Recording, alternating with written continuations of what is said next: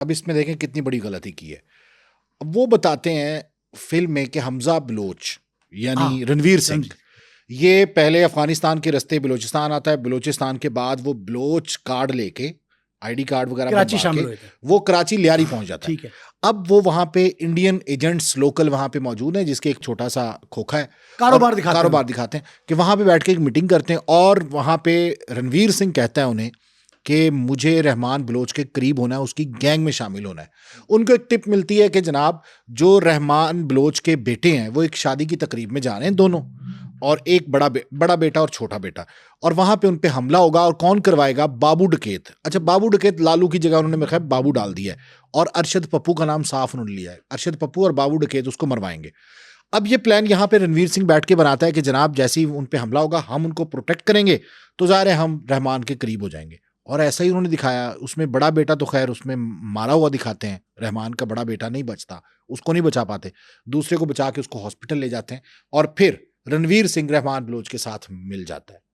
ये इस पूरी मूवी में दिखाया गया। और भी पहलू है। हाँ, आपने नहीं, वो कहते हैं कि ये जो बाबू डकैत है, हाँ, लालू की जगह बाबू कहते हैं, हाँ।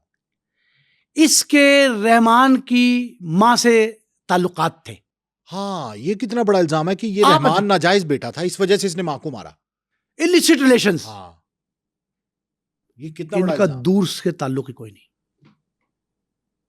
अब ये एक ऐसी हेर से बात है जिस पे आपको पता है कि अब इस वक्त जब हम इस प्रोग्राम में रिकॉर्डिंग कर रहे हैं, अहले लियारी सरापा एहतिजाज है इस बात पे कि हमारे सरदार पे और हमारे सरदार की माँ पे, हमारी सरदारनी पे नाजायज ताल्लुकात का शुबा, इल्ज़ाम ये जो धरा गया फिल्म में, वो इस पे सर हम खड़े हैं, और इस खौफनाक अंदाज से पूरे दुनिया में एहतिजाज हो रहा है इस पे सोशल।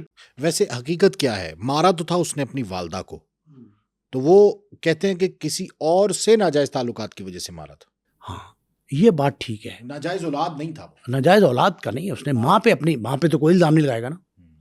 उसने कहा कि मारा था, बात ठीक है, लेकिन उसकी रीज़न वही थी कि जो बलोच कबाइल में सरदारी की जंग होती है, लोकल ग्रुप्स जो होते हैं उनकी सिपा सालारी की जंग जो थी, उस जंग में वो कत्लो गारतगरी हुई थी 80s 90s में। और लियारी, देखिए मैं इससे तो इनकार नहीं कर रहा, ये तो लियारी में वाकयात मौजूद थे। नहीं, रहमान ने खुद मारा था माँ को। रहमान, ये सब बातें बिल्कुल ठीक हैं, लेकिन नाजायज ताल्लुकात का तो कोई किसी जगह तस्करा नहीं आया था। नहीं, वो कहते हैं किसी और से नाजायज ताल्लुकात थे, जबकि भारत ने हाँ रहमान को नाजायज बेटा बना दिया। ये असल बात कितना गलत पोर्ट्रे किया। ये पोर्ट्रे किया। इसकी वजह से ये सारे मामलात जो है ना, मैंने कहा 5 से 10% कुछ हकाइक होंगे, बाकी सारे का सारा फिल्मी सीन ही है। और ये ड्रामा निगारी फिल्मी सीन जो है ना, ये बॉलीवुड ने पाकिस्तान को शर्मसार करने के लिए, खुदा न खासा नीचा दिखाने के लिए, और अपनी खिफ्त मिटाने के लिए, अपनी खिफत, असल बात तो अपनी खिफत मिटा रहे हैं। हर महाज पे मैंने कहा शिकस्त हुई है। अब वो सकाफती महाज पे पाकिस्तान पे अपना बाला दस्ती जो है ना कायम करना चाहते हैं। इतनी सी बात है। और इसमें अच्छा, अगर हम इनकार ना करते, हम इसको बड़ा वेलकम करते इस फिल्म को, अगर वो उसके बाकी पहलू भी दिखाते। सरदार रहमान, देखें जो एमपीए का शख्स उम्मीदवार होता है, उसके कहे बगैर सिर्फ ख्वाहिश के इजहार पे लाखों बैनर लग जाएं, तो उसकी पजीराई हो रही है ना। तो आपने फिल्म में जगहसाई क्यों की? उसकी पजीराई करें। अच्छा, अब आ जाते हैं जी दूसरे कैरेक्टर पे जो संजय दत्त ने निभाया है, चौधरी असलम। अच्छा, चौधरी असलम साहब की एंट्री कैसी होती है?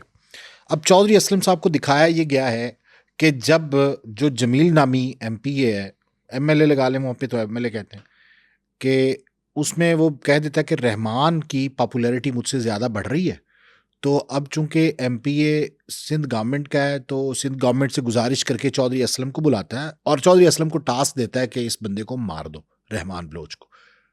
यानी एक बंदे के कहने पे तो कोई नहीं मारता, ऐसा अच्छा, नहीं ये होता बात हमारे। इस हद तक इस वाकये की हकायक क्या है? हाँ, जब मैंने आपको बताया आधा हिस्सा कि पॉपुलैरिटी बढ़ गई, बैनर लग गए, तो कुछ कोता कामत लीडर जो हैं सियासी लोकल लेवल के, उन्होंने बढ़ गई, उन्होंने कहा जी कि लियारी से अब्दुर्रहमान का खात्मा होना चाहिए, इसको अब्दुर्रहमान डकैत मशहूर कर दिया।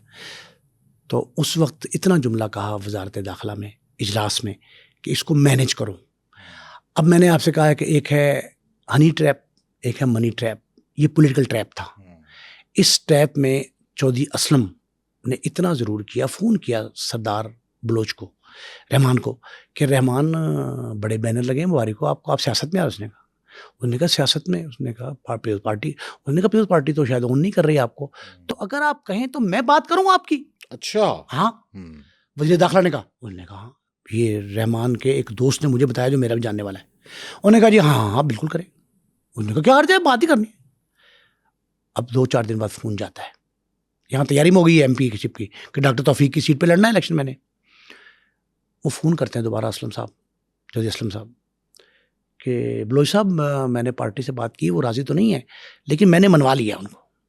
मैंने उनसे कहा जी कि सरदार रहमान हमारा भाई है और मुकदमा शुकदमा तो होते ही रहते हैं, कुछ सच्चे हैं कुछ झूठे हैं, जो भी हैं वो इंशाल्लाह हम ख़त्म कर देंगे, आप तैयारी पकड़ लो और आ जाओ पाकिस्तान। वो ईरान से फ्लाई करता है यहाँ आके, इस हद तक बात दुरुस्त है, यहाँ आके उसका रेड कारपेट इस्तकबाल होता है।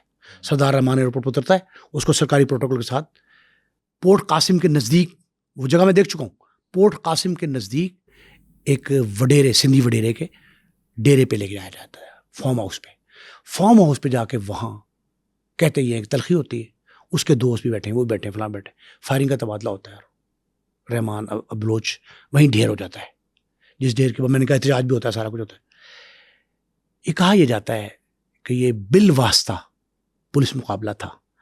आप ये समझें कि CCD कराची का हेड कौन था? चौधरी असलम के खाते पड़ जाती है बात, एहतजाज होता है, 1 हफ्ते तक कारोबार बंद हो जाता है।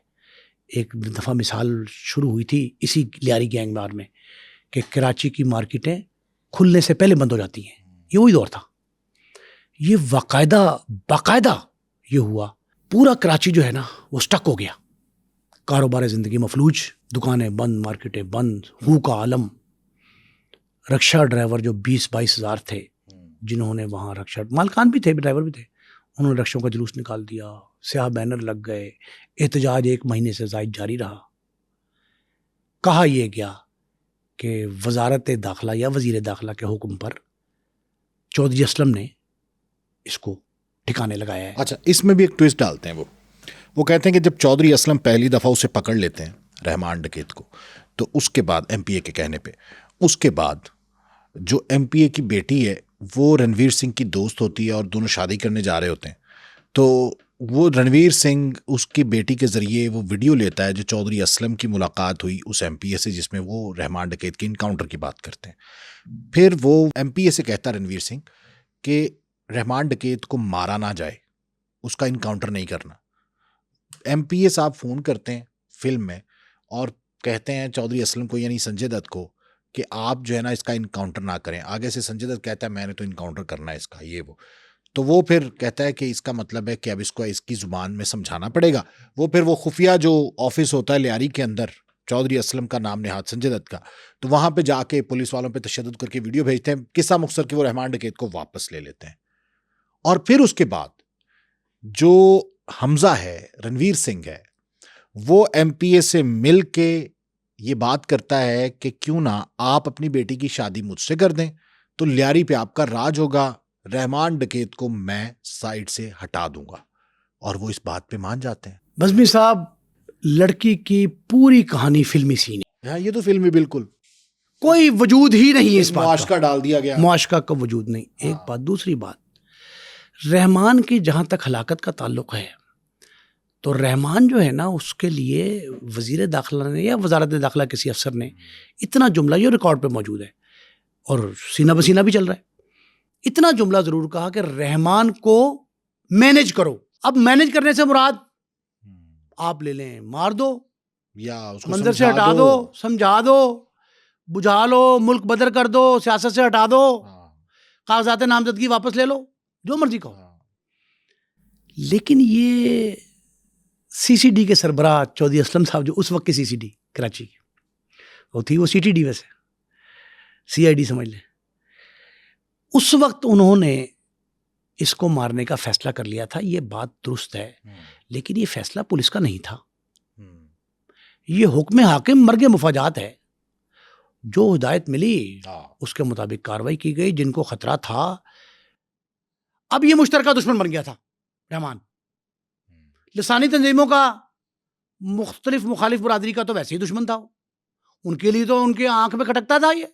और जब पीपल्स पार्टी जो हुक्मरान जमात थी, उनके लोगों को खतरात लाहक हुए कि हमारा क्या बनेगा, हमारा मुस्तकबिल क्या है, सियासी तौर पे हम बौने रह जाएंगे, तो वो भी मुखालिफ हो गए और सारे मिल गए। ये हुब्बे अली में नहीं मरा, ये बुग़्ज़े माविया में मरा है। रहमान को बुग़्ज़े माविया में मार के सब ने अपना मुश्तरका मकसद हासिल कर लिया।